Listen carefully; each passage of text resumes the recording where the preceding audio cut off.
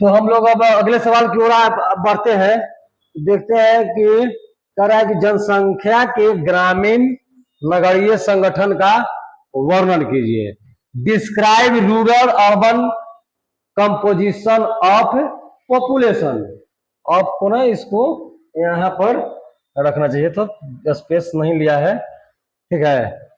Of को ना ये ऑफ है, ठीक है, ये आपका ऑफ है, ऑफ है, ऑफ है, ठीक है, ये आपका ऑफ है।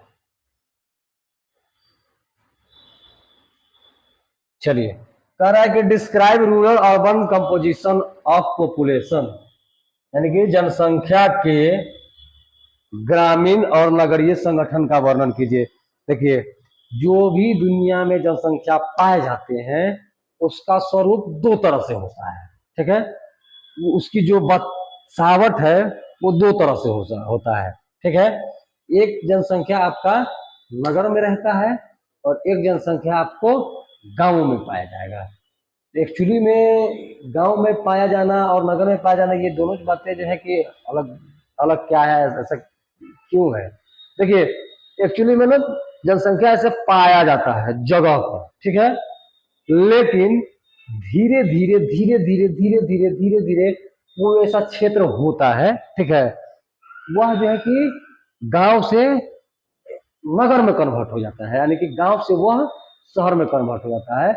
तो एक तरह से गांव जो है ग्रामीण इलाका ही है, ठीक है। जो गांव है आपका, जो भी गांव हो, ए बी सी कोई भी गांव, ठीक ना, जो भी आपका ग्रामीण इलाका है वह नगर में ही कन्वर्ट हुआ है, या नगर जो है गांव से ही नगरों का निर्माण हुआ है। वो उद्योग धंधे बढ़ गए, बिजनेस व्यापार होने लगे, जिन क्षेत्रों पर लोगों का आवागमन ज्यादा बढ़ गया, ठीक है, ट्रैफिक जहां पर ज्यादा हुआ वो शहर में कन्वर्ट हो गया, वहां औद्योगिक कल कारखाने लगना स्टार्ट हो गए, लोगों को रोजी रोजगार की संभावनाएं वहां दिखाई देने लगी, या जो जीवन यापन करने के लिए प्राथमिक सेक्टर पर ना डिपेंड होकर के हम लोगों को द्वितीयक सेक्टर में निर्भर रहना पड़ा, वो नगर बन गया। तो ऐसा बात है कि कुछ आबादी जो है आपके गांवों में भी निवास करती है और कुछ जो है कि आपका नगरों में भी निवास करता है, ठीक है। तो वो कह रहा है कि संगठन का वर्णन कीजिए। तो देखिए, भारत में कुछ आबादी, अधिकतर आबादी जो है गांवों में निवास करती है, ठीक है, और कुछ आबादी जो है कि शहरों में निवास करती है। तो उनके विभिन्न अलग अलग कारक हो सकते हैं, जैसे रोजी रोजगार की संभावना हो या पढ़ने के लिहाज से हो, थोड़ा सा रूरल एरिया जो भी है ना, वहां पर वह सुविधाएं जो है आपको नहीं, कम मिल पाता, कम मात्रा में, जो अट्रैक्शन का केंद्र बनाता है आपका अर्बन सिटी, ठीक है, अर्बन जो भी एरिया है, ठीक, वो वहां पर पॉपुलेशन वहां पर रहना पसंद करता है। तो हमारे यहाँ जैसे कुछ जो है कि ग्रामीण परिवेश भी है और कुछ नगरीय परिवेश में लोग रहते हैं, ठीक है। तो ये ग्रामीण है और आपका एक नगरीय है। तो ग्रामीण में क्या है कि गांवों की जनसंख्या जो है कि गांवों की जनसंख्या जो है थोड़ा सा विरल पाया जाएगा। कैसा पाया जाएगा? विरल होगा, ठीक, विरल होगा। विरल के मतलब क्या, एक पिक्चर आउट हम करते हैं, ठीक है,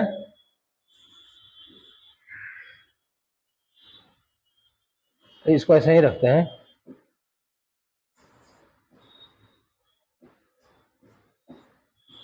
ठीक है। ये विरल जनसंख्या है। एक शहर है, शहर बोले तो नगर, ठीक है, ऑब्लिक करके लिख दे रहे हैं हम यहाँ पर नगर। तो नगर क्या है भाई? तो देखिए, नगर एगो एगो एक यहाँ पर है,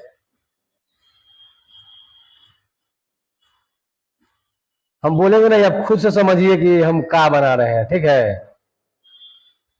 आपको कुछ यहाँ भी दिखाई दिया, ये यहाँ पर पाया जाएगा आबादी सघन। जनसंख्या जो है आपका नगरों में थोड़ा सघन होगा, अपेक्षाकृत गांवों में विरल होगा, यानी कि दूर दूर जो जनसंख्या होगा ना, दूर दूर, ठीक है, यह जो है कि आपका दूर दूर होगा और यह वाला जो है कि आपका पास पास होगा, पास पास होगा, पास पास होगा, पास पास होगा।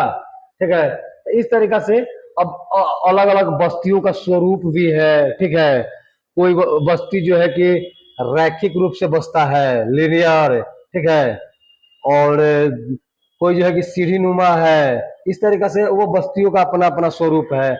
और यहाँ पर जो है ना कि थोड़ा सा ये वृत्तीय वृत्ताकार बस्ती यहाँ पर बसेगा नगरों में। ठीक है ना, यहाँ पर रैखिक बसेगा और यहाँ पर वृत्ताकार बसेगा। इस तरीके से वो जनसंख्या का संगठन देखने के लिए मिलता है। अब अगले सवाल की ओर बढ़ते हैं। अगला सवाल क्या कह रहा है थोड़ा सा देख लेते हैं। ठीक है, अगला सवाल, अगला सवाल क्या है? अगला सवाल क्या है कि नगरीय जनसंख्या क्या होती है? ये कौन सा सवाल है भाई कि what is urban population? What is urban population, नगरीय जनसंख्या क्या है? देखिए, बहुत छोटा सा बात है। अगर इसको हम लोग ना आंसर राइटिंग ऐसे करेंगे ना, ठीक है, ठीक, तो इसको हम लोग क्या लिख सकते हैं भैया? परिभाषित इसको कैसे करेंगे कि क्या है? तो नगरीय जनसंख्या क्या है? देखिए, ये भी एक प्रकार की जनसंख्या है। जनसंख्या जनसंख्या होता है। ठीक है, जनसंख्या जनसंख्या होता है। पॉपुलेशन पॉपुलेशन है, यानी कि जो मनुष्यों को जो संख्या है उसको हम लोग, या जो इंसानों की जो संख्या है दुनिया भर की अगर बात की जाए तो, अगर तो इंसानों की संख्या को हम लोग ना जनसंख्या बोलते हैं। और वही मैंने, यानी कि जो मानव की संख्या है, मानव संख्या, मानव संख्या इज इक्वल टू, मानव संख्या इज इक्वल टू जनसंख्या। ठीक है, और जो जनसंख्या जो है उसका दो गो बसावट है। एक वो है आपका ग्रामीण बसावट, ठीक है, और एक आपका है नगरीय बसावट है। नगरीय, नगरीय, नगरीय बसावट। ठीक है, तो अगर हम लोगों को सवाल पूछा जा रहा है, जैसे एक नगर ग्रामीण हो गया और एक नगर हो गया, ठीक है, हमारा सवाल क्या कह रहा है कि नगरीय जनसंख्या क्या होती है? तो मानी कि यह जो मानव की संख्या है, इट मीन्स जो जनसंख्या है वह जनसंख्या अगर नगरों में निवास कर रहा है तो उसको हम लोग नगरीय जनसंख्या कहेंगे। समझ में आई बात? तो नगरीय जनसंख्या कौन, जैसे नगरों में अब अलग अलग होता है। जैसे नगर हो गया आपका, महानगर होता है, फिर मेगा नगर होता है, विराट नगर होता है। इस तरीके से नगर हो सकते हैं, वो नगरों का कैटेगरी अलग है। ठीक है, तो यानी कि वहां की जो जनसंख्या पाई जाएगी उसको हम लोग ना नगरीय जनसंख्या कहेंगे। जैसे तुम्हारा दिल्ली है, ठीक है, जैसे तुम्हारा मुंबई है, ठीक ना, जैसे तुम्हारा मुंबई है। अब बिहार वाला, बिहार वाला क्या है? बिहार वाला, बिहार वाला पटना है। ठीक है, क्या है? बिहार वाला पटना है। ठीक है, तो ये सब चीज जो है क्या है, यह जनसंख्या कहाँ बसा हुआ है, यानी कि शहरों में जो जनसंख्या है बस रही है उसको हम लोग ना नगरीय जनसंख्या कहेंगे। ठीक है, आई होप समझ में आ गया होगा, बात बेहतर तरीके से समझ में आ रहा होगा। तो अगले सवाल की ओर हम लोग रुख करेंगे। अगला सवाल क्या कह रहा है देखते हैं। ठीक है, पहले इसको क्लीन करते हैं फिर इसको देखते हैं, आगे बढ़ते हैं। चलो पार्थ रथ को और आगे बढ़ाया जाए। जनसंख्या संगठन से क्या समझते हैं? देखिए, जनसंख्या संगठन, संगठन क्या है? तो जनसंख्या में अलग अलग स्वरूप है। ठीक है, तो जनसंख्या के विभिन्न स्वरूपों को ना हम लोग जनसंख्या संगठन कहते हैं। ठीक है, अगर इसको आंसर करना होगा तो आंसर कैसे करेंगे? ठीक है, आंसर अगर हमको करना होगा तो लिखेंगे कि जनसंख्या के, जनसंख्या के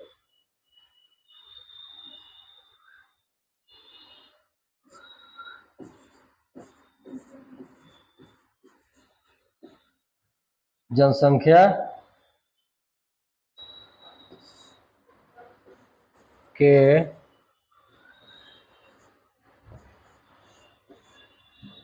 विभिन्न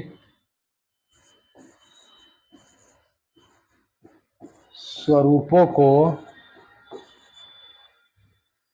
यानी कि जो जनसंख्या है उसके विभिन्न स्वरूपों को जनसंख्या संगठन कहते हैं। संगठन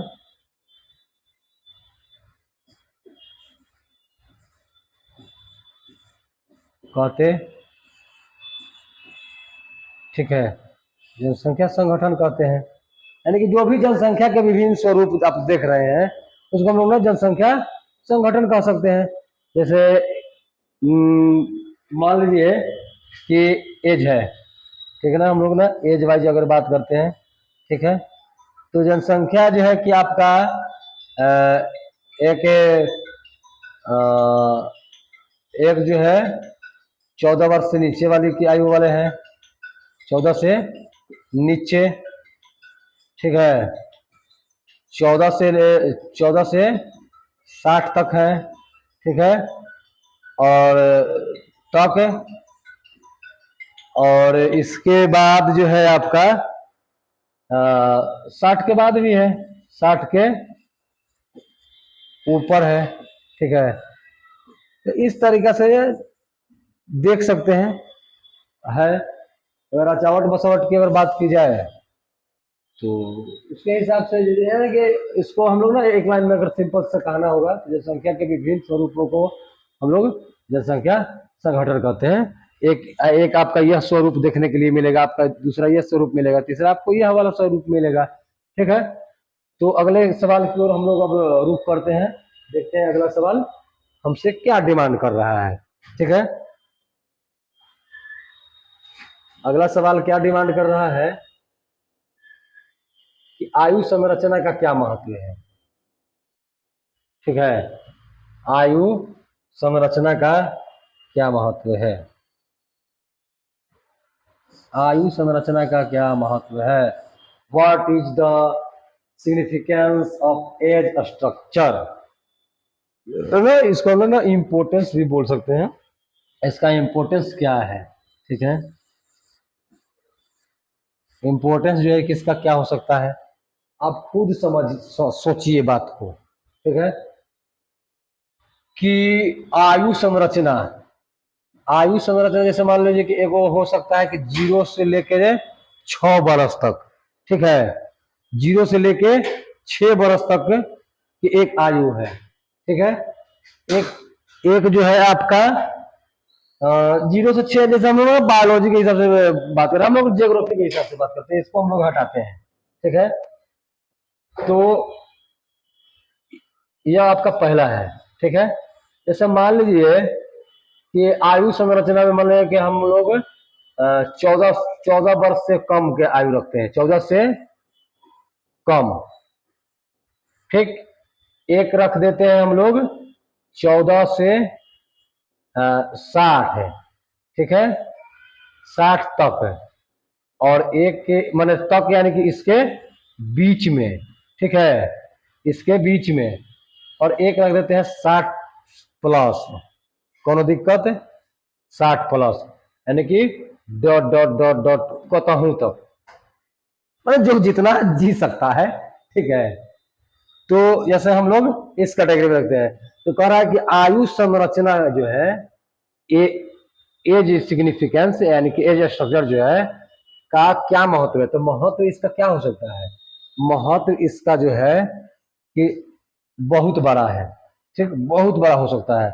जैसे बताइए कि अगर किसी देश का आयु जो है इतना से कम है, ठीक है, यानी कि वो अंडर एज में है, वह कार्य करने में अक्षम है, ठीक है, वह जो है कि वो सारे एक्टिविटी नहीं कर पाएगा, ठीक ना, उसको खेलना खाने भर से ही ज्यादा मतलब रहेगा, ठीक। तो वह जो है कि इकोनॉमिक का बेस मजबूत नहीं कर सकता है, जीडीपी में उस कंट्रीब्यूशन वो उस समय तक नहीं दे सकता है, ठीक है। और सेम सिचुएशन जो है आपको यहाँ पर भी देखने के लिए मिलेगा, ठीक है। तो मान लीजिए कि कोई ओल्ड एज के व्यक्ति हैं, ठीक है, ओल्ड एज के कोई व्यक्ति है, वो ओल्ड एज में वो क्या कर सकते हैं, कुछ भी नहीं करते, प्रोडक्टिव कोई काम वो कर ही नहीं पाएंगे। तो देखिए कोई भी प्रोडक्टिव काम करने के लिए आपके पास क्या बोलते हैं, बल की आवश्यकता पड़ती है, ठीक है।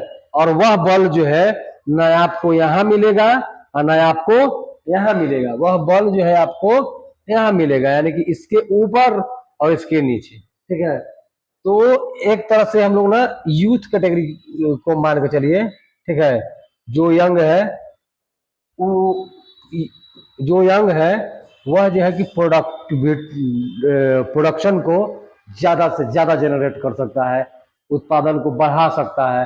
तो जाहिर सी बात है कि किसी भी क्षेत्र के किसी भी जगह का अगर प्रोडक्शन ज्यादा होगा, उत्पादन ज्यादा होगा, तो उस देश के जीडीपी बढ़ेगा, ठीक है। जीडीपी बढ़ेगा यानी कि इकोनॉमी उसका क्या होगा, इकोनॉमी उसका जो है आपका मजबूत होगा, ठीक है। और इकोनॉमी मजबूत होगा तो बाकी अन्य जो भी डेवलपमेंट के कार्य होंगे, जो भी होंगे डेवलपमेंट के कार्य होंगे, ठीक है, वो जल्दी होगा, जल्दी जल्दी इम्प्लीमेंट होगा। तो किसी भी देश को आगे जाने में सबसे महत्वपूर्ण योगदान जो है वहाँ का युवाओं का होता है, ठीक है। जब तक किसी भी देश, तो इसी संदर्भ में एक बात निकल के आती है कि भारत जो है कि युवाओं का देश है। बार बार हर बार नारे में, हर बार स्लोगन में यह बताए जाते हैं कि भारत जो है युवाओं का देश है, युवाओं का देश है, ठीक है। और युवाओं को ऐसे ही मतलब ऐसे ही छोड़ दिया जाता है, उसका कोई जो है कि खोज खबर लेने वाला फिलहाल दूर दूर तक नहीं दिखाई देता है। बस युवा जो है कि स्लोगन और नारों भर तक ही सीमित रह जाते हैं और पार्टियों के झंडे ढोलने तक ही सीमित रह जाते हैं। और वो जो भी पार्टियां सत्ता में आती है, सरकार में आती है, तो उनका ध्यान जो है कि इन युवाओं के प्रति जाता नहीं है। पता नहीं क्यों, क्योंकि जब तक युवाओं को किसी भी कार्य के लिए प्रेरित नहीं करेंगे, जब तक युवाओं को बढ़ चढ़ के हिस्सेदारी निभाने के लिए आप आमंत्रित नहीं करेंगे, तो ग्रोथ होगा कैसे, ग्रोथ नहीं हो पाएगा, ठीक है। तो युवाओं को ज्यादा से ज्यादा प्रोत्साहित करना चाहिए किसी भी सेक्टर में, चाहे वो एग्रीकल्चर सेक्टर हो, चाहे वो उद्योग जगत हो, चाहे वो सर्विस सेक्टर हो। हर क्षेत्र में युवाओं को अगर बढ़ चढ़ कर हिस्सा लेने दिया जाए तो किसी भी देश का नक्शा जो है या स्थिति जो है वो बदल जाएगी, इतना कॉन्फिडेंस रहिए, क्योंकि युवाओं में वो पावर होता है, ठीक है। और एज फैक्टर होता है जीवन में हर कार्य को करने के लिए। आप एक एज में आएंगे तो आपसे वही कार्य नहीं हो पाएंगे, ठीक है। आप इसको ऐसे भी समझिए कि आप पढ़ रहे हैं अभी, ठीक है, तो आप अभी यंग हैं और आप में जो है चुस्ती, तंदुरुस्ती, जो भी है, एनर्जी जो है आपके पास से बहुत सारा है। तो आप उस एनर्जी के बदौलत जो है ना कि आप पढ़ाई भी कर ले रहे हैं, खेल कूद भी ले रहे हैं, अनेक अलग अलग एक्टिविटी कर ले रहे हैं। लेकिन आप धीरे धीरे धीरे धीरे धीरे धीरे एक ऐसे एज में जाएंगे कि वहां से आपको भी, आपसे भी कार्य नहीं हो पाएगा।